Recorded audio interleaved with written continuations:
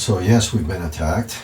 We've talked about the victims, we've talked about the perpetrators, but what did the attack itself actually look like? And what evidence of it do we still see today? Find out that and more on today's podcast.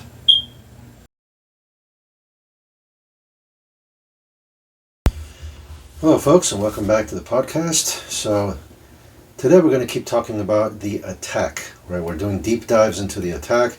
We've talked about the victims, we've talked about the perpetrators. Now we're going to start talking about the different areas of our lives and how they were attacked.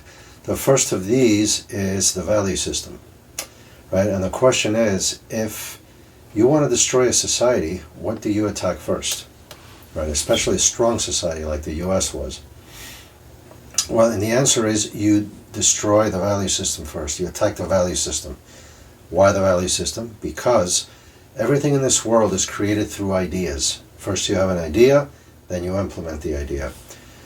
Right? And the democracy, American system is no different. And so they decided to attack the original ideas behind the system, because ideas are the fountainhead of everything. So if you've got a difficult system, a system that's really strong and successful, and you want to attack it, you can't just go frontally, right? We've said before, they couldn't beat the US militarily, so they did it with some other techniques, and they started doing that by attacking the value system.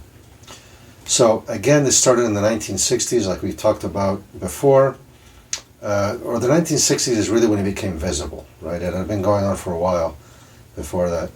And so we've also talked about how this was very much of a satanic style of operation, was this attack. Right? We've talked about, I believe it was last episode, we talked about how Satanism uses a technique of inversion. They take things and they invert them, they flip them upside down, and that's sort of their MO, their modus operandi. That's how they change things around and they attack. And so what they did is they took the American value system and they inverted it completely. So whatever the Americans believed in, this new value system did not believe in it, and vice versa, right? Whatever the old system loved, they hate. Whatever the old system hated, they loved, right? So that's the inversion. Now the question is why? Why did they do this? Why did they attack? And the goal was to destroy Western civilization, right? But why?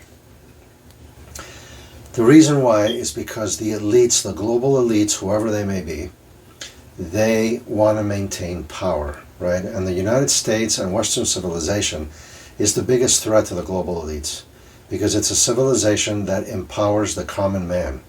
It empowers the individual. All these rags to riches stories that America became famous for, perfect examples of it, right? Some guy with no background, no, family history of wealth or whatever, comes to the US, opens up a business, invents something, and boom, all of a sudden he's on the world stage, he's a gazillionaire, and it's happened more times than anyone can count. So this is a huge threat to any global elite that wants to control us. So that's why they attacked us, right? Because we were a strong, independent, wealthy nation which could not be controlled. And yes, I say wealthy because in the real world, wealth equals options. If you have money in your pocket, my father used to say, you've got options. Okay, so if you don't have wealth, you have no options, and you are dependent on whoever you happen, whoever's power you happen to fall under. But when you're wealthy, you've got options. You can move, you can finance all kinds of businesses, investments, whatever it might be. There's things you can do. There's moves you can make. But with poverty, you have no moves. So the value system that made us strong is what was attacked. So now, what did this value system look like?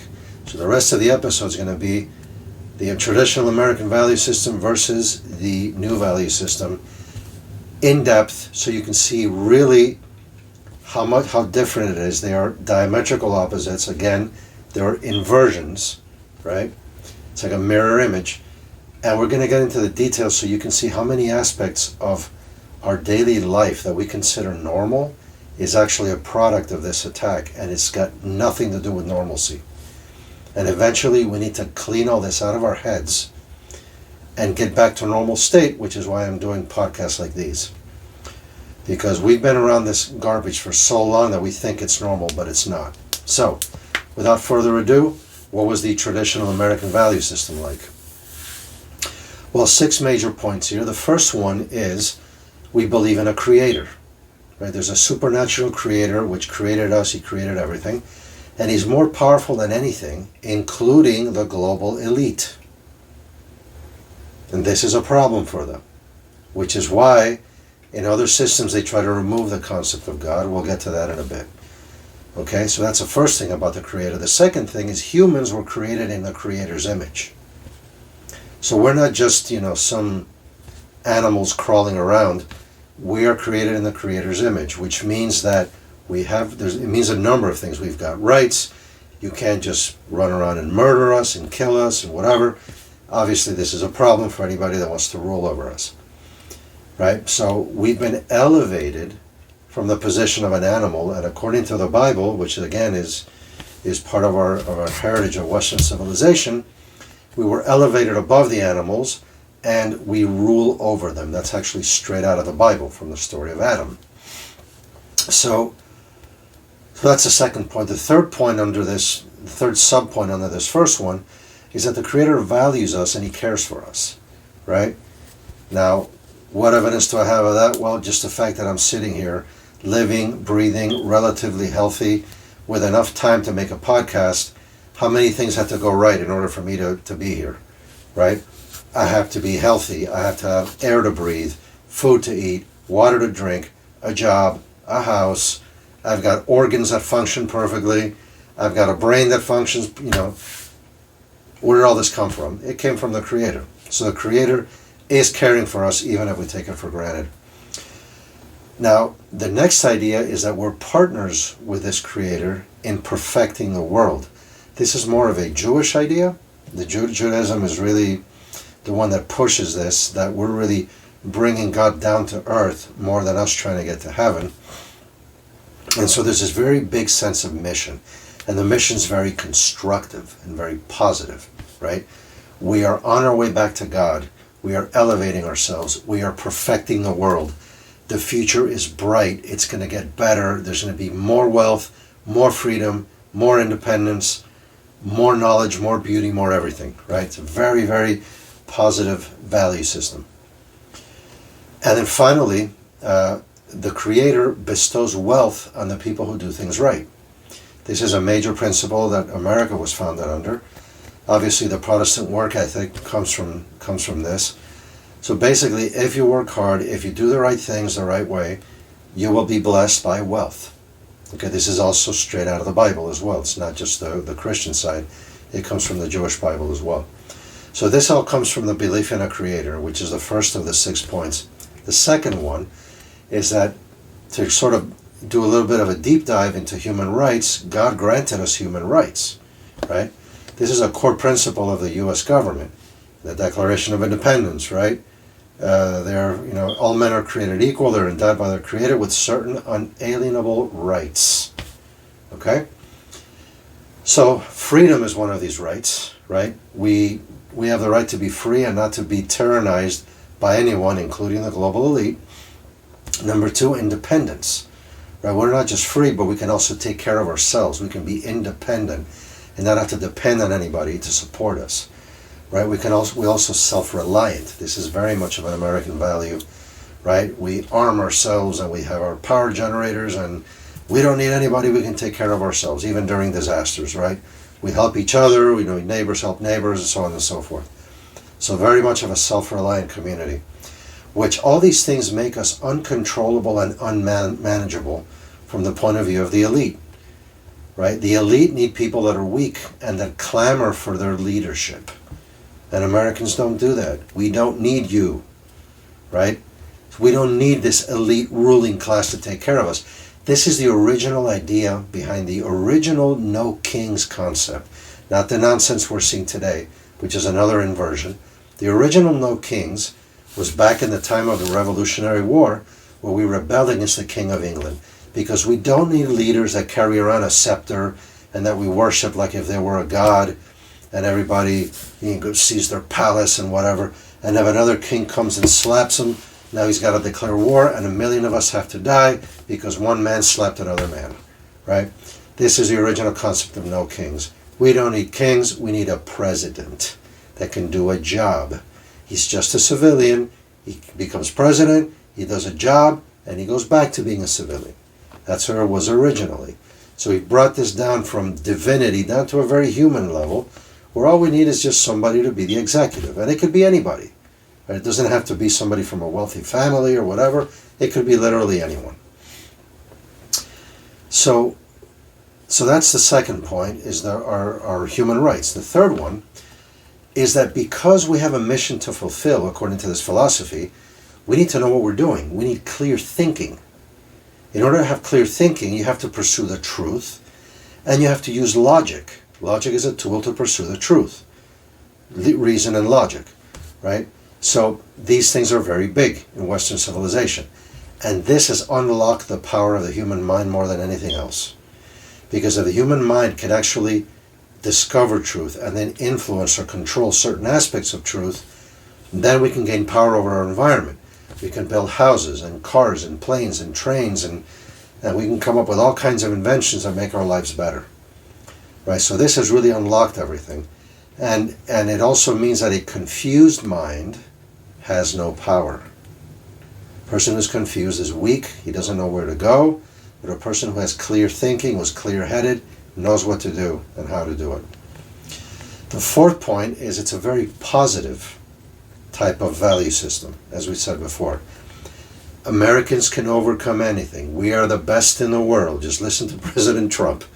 We're the best, no one's better, no one has ever seen anything as good as ours, whatever. All this comes from the American ethic, which is that we're confident, we're the best, we know what we're doing, wealth is coming because we'll figure it out eventually, we're going to get it right. We might make mistakes, but we're going to get it right. Things are going to get better. The fifth point is that there's good versus evil. In this world, we have to protect good, we have to attack evil. Okay, and America is it's very obvious to see that here, especially when we go to war overseas. They always use this as a sort of accelerator or motivation to go to war. And finally, the sixth point in the traditional value system is family. Family is hugely important.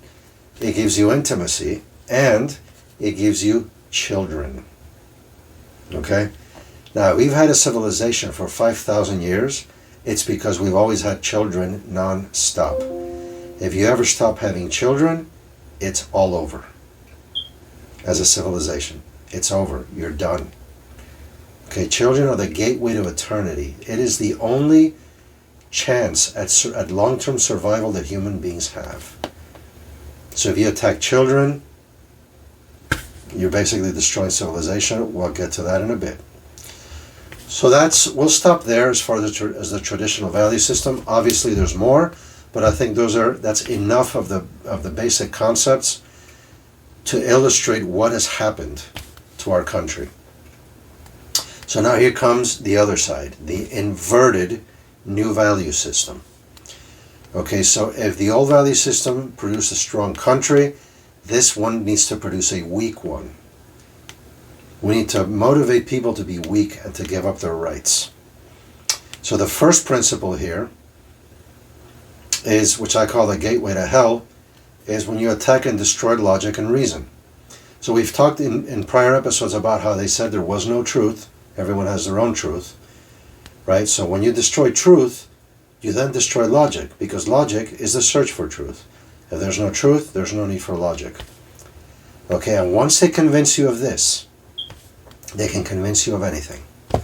Because logic is that is the mechanism by which we can discern, our minds can tell the difference between when we're being lied to and when we're being told the truth.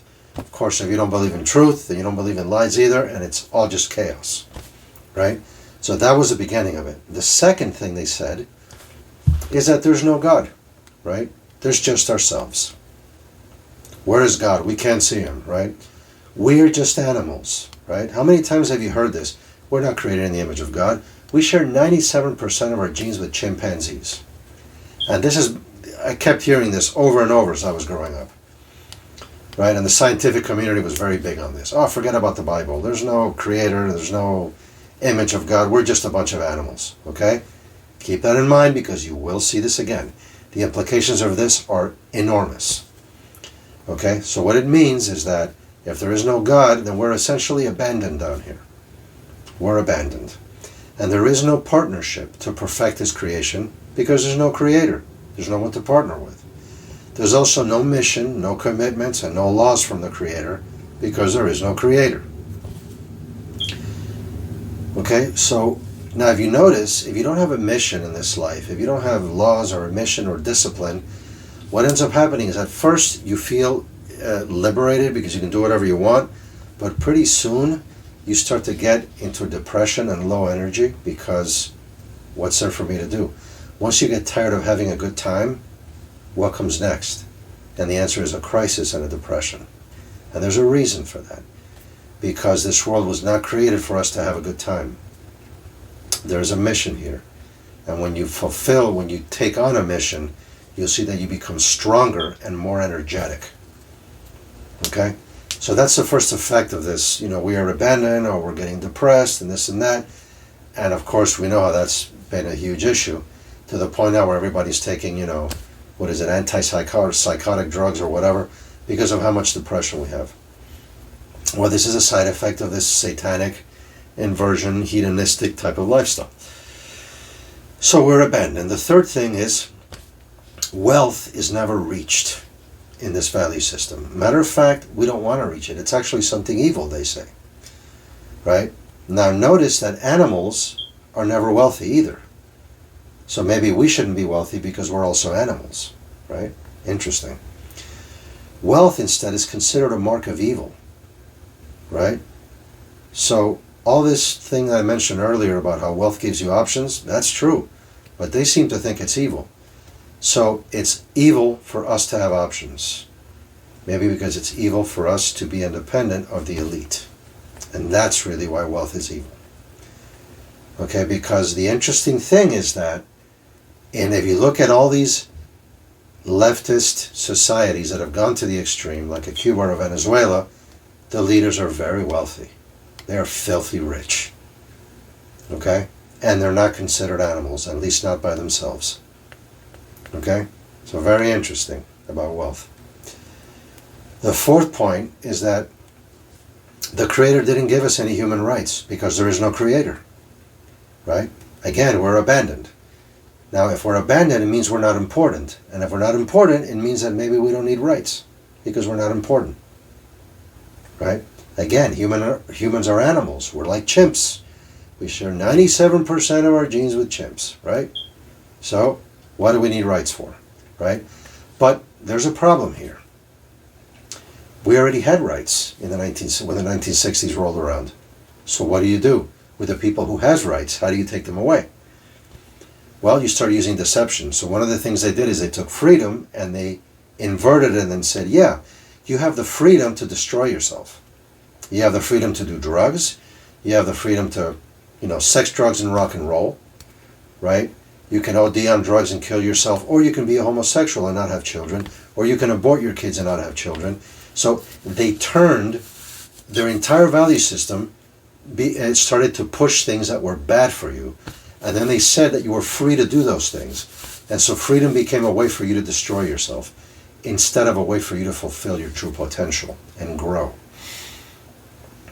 As far as independence went, that took a back seat to being nice and controllable. If you remember, we should never offend anyone, according to political correctness, right? That's the most important thing. Don't offend anyone. Don't speak your mind. Don't use certain words. We will give you the proper words to use. You use our words. You don't want to use our words? We're going to cancel you. We're going to deplatform you. That's what happened to independence. Okay? Destroyed. Which means that people are now dependent and controlled, which means we need a controller, and that's our government and the global elites. Okay? And so, of course, they constantly push this idea that they are our saviors. And if it wasn't for them, where would we be? We need them like we need air to breathe. This is what they're always telling us. As an example, you notice there's always a crisis. If it's not global warming, it's climate change, it's rising sea levels, melting polar ice caps, a hole in the ozone layer, whatever the hell it is. Or it could be an enemy, right? An enemy who's going to come and kill us all. Right? This has been going on for centuries. There's always a crisis, and they're the ones who are going to save us if only we give them our money and we give them our rights. It's always the same story. Right? So, this is what happens with our independence, right? Now, these controllers, these people, these elites, if you notice now, they become a super class. They become a higher class than the rest of us. They're elevated above the law. They can violate the law all the time without anything happening to them. They don't have to follow morality either, like the rest of us. If you want an example, again, Bill Clinton cheated on his wife, immoral, lied about it, illegal, right? Under oath, right? In front of the whole country. What happened to him? Nothing. Okay? Nothing happened to him. He didn't even lose that much support. Okay? If any of us do that, okay, we get taken to the cleaners. Right? Whether it's through divorce or trials or whatever, we get destroyed. But they can do whatever they want. Matter of fact, they don't even have to do their jobs. Forget about violating the law. The government is responsible for securing the border. Did they do that? No.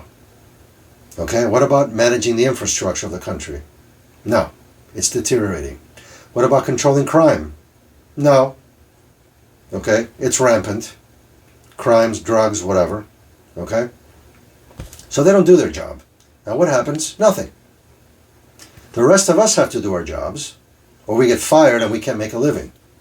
They're just fine. So again, a superclass. And finally, they get filthy rich by being in government without necessarily bringing any value. Right? If you're a capitalist, an entrepreneur like Elon Musk, you invent something great, you get wealthy. To me, that's fine.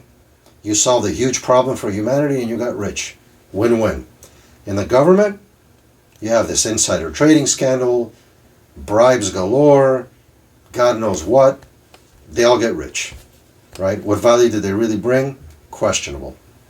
Okay? And I'm being nice by saying questionable. Okay? So again, this is all of this is what happened because they got rid of the creator, the concept of the creator. Look how impactful it is. The concept of the creator is so critical because it keeps the rest of us in line. You take that away, all of a sudden you just created a jungle. And whoever becomes the lion or the king of the jungle, those are your global elites. Okay, that's what we're living under. So that was the first point. The second one, the third one rather, negativism. Right? We talked about how traditional value system was very positive. This one is extremely negative. Okay, first of all, life is too hard. We can't handle it. We need help from government. We need government programs. We need government this, government that. We need welfare. We need even now universal basic income. We want government checks. We want you to forgive student loans. We want everything for free because we can't handle anything. Okay? What else? There's no future. Did you know that we're all going to die of environmental poisoning within like 40 years? The planet's supposedly going to be uninhabitable. So you know what? Don't bother having children. It's actually irresponsible to have children. I've had arguments with people that have told me this. Where do you think they got these ideas from? So fine, just live for today. Go have fun. Don't have kids. Okay? Again, incredible negativism. Basically saying, yeah, the human race is going to die. And that's it. So just go have a good time while it lasts. And of course, this is implied, right? Nobody's saying that humans should die, like out in the open, right? Because it would be too obvious. But get a load of this, okay? We're a pest to the environment, right? We pollute, okay? We shouldn't have children. Assisted suicide is a good thing. Drug use is okay, okay? And by the way, if we complain that we're being killed or slaughtered or whatever, we're just animals. Animals don't have rights. We kill animals all the time, right? I eat steak, right? That comes from a cow that we killed. So you're an animal just like the cow, so why shouldn't we kill you?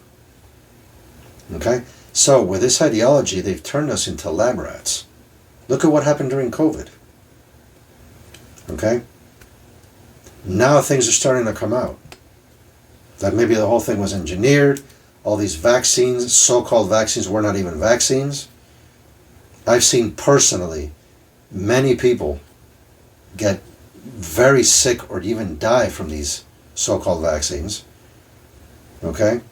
And the whole thing was very questionable. We can get into that later. It's a very big topic. But it's not just COVID. What about GMO foods? Okay, what about this whole obesity epidemic? It was created by the chemicals they put in the food. This whole thing was self-inflicted. I myself have gone through a detox phase, a very long detox phase in my life that has basically repaired my health. Because this food that we eat, this supposed food, this isn't food. This is garbage. It's chemicals. Okay, and so we live in a system that's practicing the not so lost art of human sacrifice, because that's what all this is. They sacrifice people for money. Okay, I've seen this with my own family.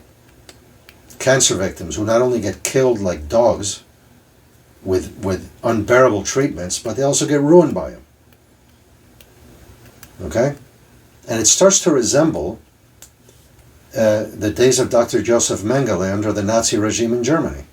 And if you don't know who that is, he was known as the Angel of Death, and he was a scientist with no morality who would take humans and run cruel experiments on them to see how much they could suffer before dying and other such things. So for those who worship science, I'll say that science without morality, this is what you get. And this is what we're living. So if you have a food industry, a medical industry that seems like it's killing us more than it's healing us, well, this is what you get. Okay? Because we humans should die, according to this philosophy. And what about all this distorted and morbid imagery, right? Look at modern art. Okay? Look at big public ceremonies. You remember the last opening ceremony of the Olympics? What that turned into? Okay? That was even hard to believe. But all that morbid imagery, you go to a lot of rock concerts, especially heavy rock concerts, heavy metal concerts, you see all this morbid, nasty imagery, mummies and dead people and blood everywhere. And in the movies, you see all this gory movies. Modern art, ugly, disgusting, especially urban art, very depressing. Why? Why do we do all this? Well, it attacks your self-esteem. It lowers your expectations of the future. And again, it's more of the inversion concept. Art is supposed to be beautiful and inspiring. This is ugly and depressing. Okay? So that's the negativism of this new value system. Next, we talked about clear thinking. Okay? And now we have a very big point here to talk about confusion, the inversion of clear thinking. Confusion and emotions. Remember that they're here to attack and destroy reason and logic. By their own admission, they said there was no truth. So what do you need reason and logic for? So here's a very long list. There's about 9 or 10 points here of the nonsenses that we've been told all these years that are just complete nonsense, but we've gotten so used to hearing them that many of us actually believe it. The first one of these is that capitalism is evil and communism is moral. Okay? Now, capitalism has created the greatest economic system the world has ever known here in the United States. The greatest wealth the world has ever known. What has communism created? Cuba? USSR? Venezuela? My family, half of it was from Cuba. So you can't bullshit me on this. I know what happened in Cuba. I saw it with my own 2 eyes, right here. I didn't read it. I saw it with my own 2 eyes. Family members who came to the States skinny as rails because they were starving. Okay? In a country like Cuba, that is an agricultural wonder. You have to try to destroy the food in Cuba. They found a way. Okay, this is communism. Communism is by definition immoral. You work for free. You work and you don't even get paid. Okay? Who works for free? Who's going to do that? Only idiots are going to work for free. Right? You work for a little while until you realize the whole thing is bullshit. And then you're going to stop working. That's what happens in every communist regime. Nobody works. Why would you? The government takes everything. They control everything. You're not going to get anywhere by working, so why work? And finally, communism is very deceptive. Okay, they promise everything and they deliver nothing. If the system worked, why do you need to be deceptive? You only need to be deceptive when the system doesn't work. Okay? So that's one piece of nonsense. How about this one? In the 1960s, the big thing was secularism. Right now, we don't believe in God. There were certain spiritual things they liked to get into, but they didn't believe in a creator. No, don't give me any laws, don't give me any of that. I'm free, I can do whatever the hell I want. Yet nowadays, we're moving towards accepting radical Islam. How does that work? Are we secular? Or do we now embrace radical Islam? And even though radical Islam goes against many of the principles of wokeism, for example, they give homosexuals a death penalty. Okay? So why is it okay? Why is Islam okay all of a sudden? Could it be because it is a form of tyranny? Because not only is it a form of tyranny, but it is an old successful one that has 1 billion adherents throughout the world. Okay? It's a religion. The very word Islam means submission. Okay? And questioning is prohibited much more so than in any of the other two major religions. You just have to obey and don't ask too many questions. Matter of fact, they criticize the Jews of that all the time. Okay? So this demonstrates once again that these principles of wokeism don't really matter. What matters is power to them. They'll abandon any and all of their principles whenever it's convenient for them to get power. Okay? So here's the next piece of nonsense. Anti-Semitism is now back in fashion. What has anti-Semitism ever brought? Right? But misery. Not just for Jews, mind you, but for the countries where they lived. We're going to get into this in another episode. This is a long topic. But I just wanted to mention it here. How about in the 1960s, Vietnam veterans were called baby killers when they came back from Vietnam. And yet those same people said that abortion was okay. Killing of actual babies was okay. And then they called soldiers baby killers. What's wrong with this picture, right? How about this one? Their parents were evil, even though their parents gave them life and everything else. And they decided, many of them, to enjoy their parents' wealth, yet they were evil. Okay? Biting the hand that feeds you. We will see this again. This is a recurring theme with them. Later on in the 1980s, on or about, multiculturalism started to become a big thing. We need multicultural perspectives, but notice that what they never did was, after bringing in all these perspectives, they never resolved the differences between them. If you really want to advance, you bring in new perspectives, but then you integrate them into your own philosophy by resolving all the differences, bringing the good new ideas, right? Rejecting the bad ideas that they come in with, and then eventually you grow as a person. Well, they never did that. It was all about just bringing more points of view to generate confusion. And this is the precursor, of course, to open borders, right? One of the precursors. So, next piece of nonsense they came out with, that I heard all the time as I was growing up, that government is not justified when protecting the innocent. So, if the government is too zealous in fighting crime, or if it's, or it wants to outlaw abortion, absolutely not. This is anathema. However, if they want to tax us to death, if they want to take our firearms, or if they want to impose racism on us like they're doing with DEI, or re-educating us, then that's fine. Okay? What sense does that make? Here's another piece of nonsense that I heard, but I stopped hearing after a while. You can't legislate morality. Really. And of course the idea was, there's so many different definitions of morality that we're never going to agree, so you can't legislate it. So what's the answer then? Legislating immorality? Is that what we should do? And of course that's what we did. For example, drug abuse, in many cases, is now legal. Right? So that's what we did. Let's talk about confusion. And now, bear in mind, this was dropped after a while. You don't hear this anymore, because when wokeism came out, they did start to legislate their morality. That's where DEI comes from, and political correctness, and all this nonsense. So they flipped around on this one. First they said, don't legislate your morality because I want to legislate mine. That's what it turned into. Now, fast forward a little bit to present day. What do we see nowadays? We see that illegals have rights and they get free money, but citizens have to give up their money and their rights. Okay? We live in a nation state, but we want open borders. But wait a second. Borders are what define a nation state. So you just negated the nation state. What sense does that make? And while we're on the subject, why be a citizen? All you get is responsibilities and burdens. You don't get any of the benefits. You get more benefits as an illegal. Why be a citizen? Right? And here's another interesting point. They want to abolish borders, but they don't want to abolish taxes. Isn't that interesting? So what does that mean?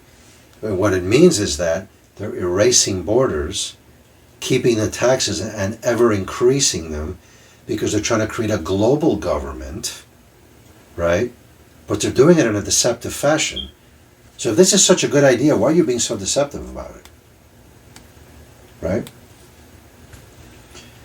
So, next we're going to talk about, this is point number 8, by the way, of this new value system, the litany of flip-flops, or 180s as I call them, 180-degree turns, which demonstrate to you that none of their original values matter, or none of their new values matter. All that matters is power. And all they do is flip-flop around their, supposedly their most core principles. So let's go through some of these. Okay, now first of all, how can they even do this? Well, when you push confusion and there's no truth, then you can do whatever you want, right? You can't even accuse them of flip-flopping because now you're using logic, right? But let's talk about how they flip-flopped. So originally the hippies were all about, hey, hands off, let me do whatever I want, I don't tell you how to live your life, you don't tell me how to live mine. We went from that to wokeism, which does tell you how to live your life, but is not religious, and now we're moving towards radical Islam, which tells you how to live your life and is religious. Okay? So they've done a complete 180 on this. Okay? That's one. Number two, we've gone from not legislating morality to, oh yeah, we're going to legislate morality. Wokeism and DEI, and now we want to support radical Islam as well, which is the same thing even more. Okay? And so of course we've gone from free speech to cancel culture, okay? And now again, radical Islam. So again, you see the same movement. Okay? So all these values that they supposedly were about, they've abandoned all of them. And we've gone from there's no evil, right? It's all good, there's no evil, right? To, oh no, there is evil. And it's you, it's Western civilization. So you need to be destroyed. Right? So again, look at all these flip-flops that they've done. Their identity as a whole has completely changed 180 degrees. Now here's the interesting part. If you look at this trajectory, what do all of these have in common? And what they have in common is that they're moving towards a tyranny. So they complained about how the old system was a tyranny, and now they are moving towards a tyranny. Okay, first they broke the old order by using freedom as an excuse, and now when they have power, now they bring in the draconian tyranny. This is out of the leftist playbook. This is what every communist revolution has done. They complain about, oh, look how bad the government is. Look how many poor people there are. When they get in there, they have even more poor people and more misery. Okay? Point number 9. We talked about it in the traditional system. There was a strong sense of good versus evil. Here it's the opposite. There is no good. There is no evil. At first, right? Later on, they brought the evil, as we just mentioned. But at first, it's all good. Just do whatever you want. Right? There is no evil to protect against. Right? So one of the things that shocked me is how they would come down on vigilantes here. Don't be a vigilante. Don't take the law into your own hands. That was like the most important rule. God forbid some other person should do justice. I never understood that. Somebody who's willing to risk their own safety for a stranger who's being attacked, that's a noble act. Not according to these people. Oh no. Don't take the law into your own hands. Right? Focus only on the criminals. Criminals have rights. Now you might rebel against it and say, no, we all have rights. Sure. Talk to me about when you've heard about victims' rights versus criminal rights. All you ever hear about is criminal rights. Don't believe me? Let's go through the list. We don't want to kill criminals, even though they've killed innocents. Right? Don't kill them. Give them life in prison. Even if they killed 30 people. Doesn't matter. Life in prison. That's what we want. Death penalty, few and far between. And as I mentioned before, and as I'm going to mention in a bit, Ted Bundy, it took us 30 years to kill him. Okay? So we don't like killing these people. We want to put them in prison. We want to feed them every day of their lives so they can impoverish us on top of killing our innocent people. And then we let them out using our stupid furlough programs that we create. And when they commit another crime, we waste even more resources in bringing them back in. We're doing all of this effort for a criminal. We don't do this for innocent people. Okay? We call this compassion. But it's not compassion. Because we don't have compassion for the innocent. This is selective compassion. This is an agenda. Okay? How about this next one? He's not guilty by reason of insanity. Oh, I see. So he just killed somebody, but he's not guilty. Because the only thing that matters in guilt is the state of mind of the criminal. That's the only thing that matters. Let me ask you, does it matter to the victim if the criminal was insane or not? Does it matter to a dead man? An innocent dead man? Or his kids or his wife? But that doesn't matter. We don't care about that because we don't care about victims. The only thing that matters is the criminal. And if he's insane, well, now he's not guilty. Okay? Finally, the justice system is biased. We never, ever, ever want to convict a person who's innocent. That is the worst thing we could possibly do. But if we let go of somebody who happened to be guilty and he goes and he kills more people, that's fine. We don't lose any sleep over that. That's just the cost of doing business. And it's not our fault. It's the criminal's fault. Okay? So are we trying to do justice or cover our butts? Okay? And how about the inefficiency of the justice system? Famous quote, justice delayed is justice denied. Okay? There is almost no point in killing a criminal 30 years after he's murdered somebody. I'll say almost. There's still a point. But think about the family. Again, think about the innocent. What have they gone through? They've lived an entire life with a black spot in their heart and their soul because one of their loved ones was taken. An innocent person. And now 30 years later you're going to kill him? Okay. Fine. What's it worth to me now? Okay. Now why are we so inefficient with the system? Well, we say it's because of process. We're obsessed with process. But notice how we guarantee process, but we don't guarantee justice. We don't guarantee results. We guarantee process. We worship process as an idol, an empty process, which is often tyrannical and unreasonable. I've been in jury duties before, and you can't even ask a question as a juror. If something is unclear, tough. You can't even ask a question. It's so ridiculous. There is such a lack of common sense, and it is such a foreign world when you step into a courtroom that a normal citizen doesn't dare to walk in there without a lawyer. Okay? It's like walking into the worst jungle where you don't even know what's going on. You can't even understand the language they're speaking. So why all this smoke? Could it be because we're trying to cover up injustices that we're creating? Maybe. Finally, we've come to the end of this very long point of confusion, right? All this confusion and negativism finally did bring a mission. But the mission didn't come from the Creator. It came from the leaders, from the global elite, which of course come from this leftist, Marxist, Leninist, whatever you want to call them, this camp that's deceptive, and then they take over, and they're experts in taking power and nothing else. Look at Cuba and Venezuela. You see countries that have been completely gutted. They're a wasteland. They've done nothing good for their people. They've killed tons of them. They've impoverished the whole country. What's the one thing they managed to do? Stay in power. So this is what they're about. Okay? And again, the mission they brought, unlike the mission of traditional America, this mission is destructive. The theories of Marx, if you think about communism, it's all based on the theory of class struggle. Now think about this for a moment. This is a philosophy. What's the vision behind the philosophy? The world is crap, there's a class struggle. We got to fight these rich bastards and take their wealth away. That's it? That's all you got out of the experience of life? There's nothing good? It's just a class struggle? Really? This is incredible.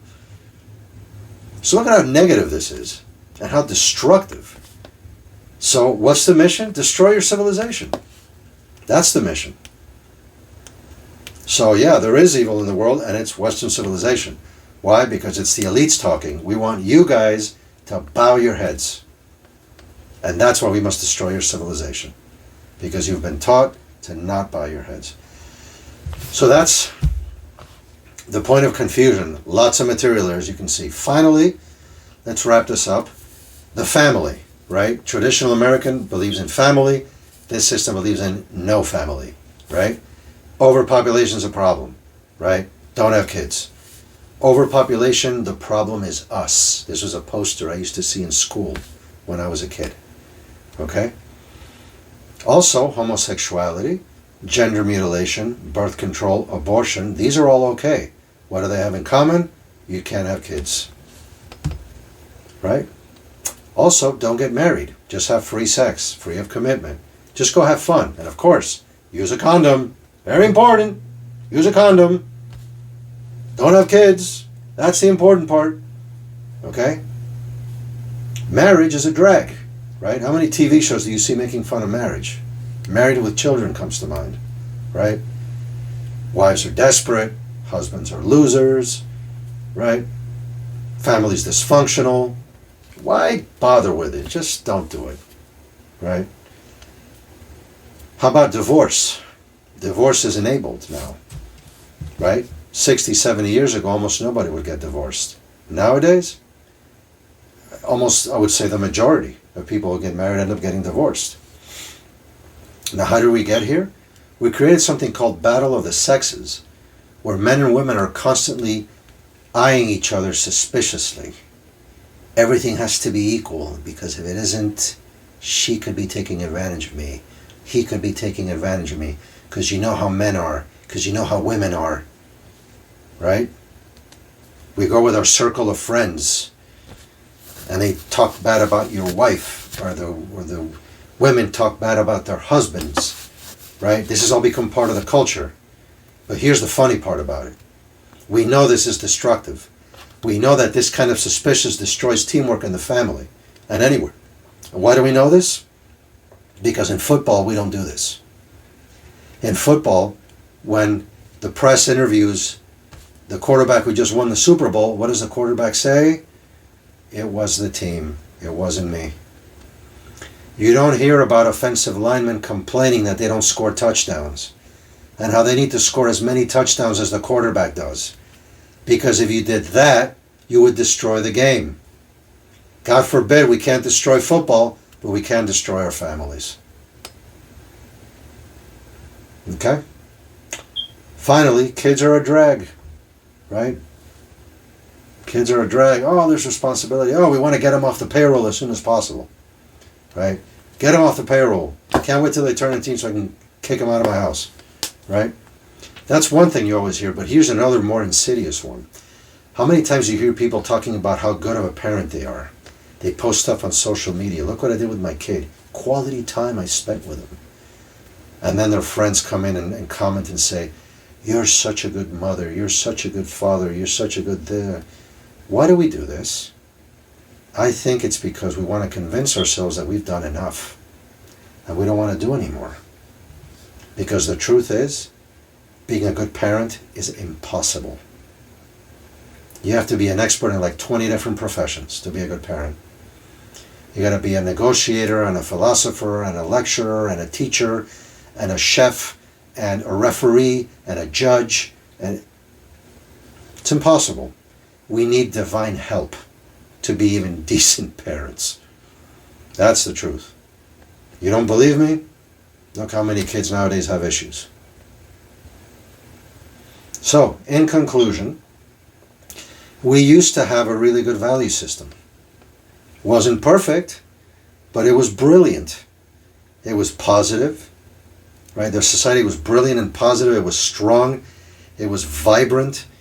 It was innovative. And it was capable of existing indefinitely. And they've turned that, in a mere 60, 70 years, they've turned that into a self-destructive mess that's not likely to exist another 50 or 100 years. At least not in this form. We have to rescue it from this pit if we want to make it that far. And by the way, the elite is very happy with this. This is exactly what they wanted, because the U.S. was the one place in the world that threatened them. That was not a tyranny, and they want to turn us into the same thing that they see everywhere else. So that's it for today. This is a long one, but there was a lot of material. So next time we're going to talk about the second aspect. There's many of these deep dives we're going to do. So again, thank you for listening, and I'll see you on the next one.